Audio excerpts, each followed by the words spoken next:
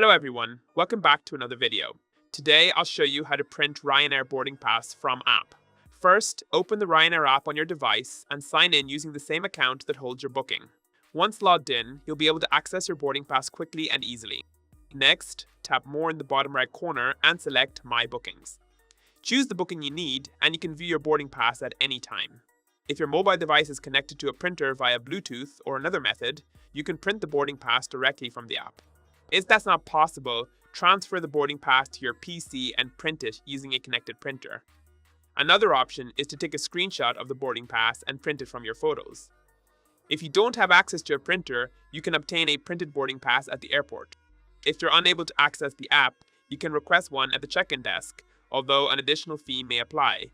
Following these steps will help ensure a smooth and hassle-free travel experience with Ryanair. If you found this video helpful, don't forget to like and subscribe. Thanks for watching.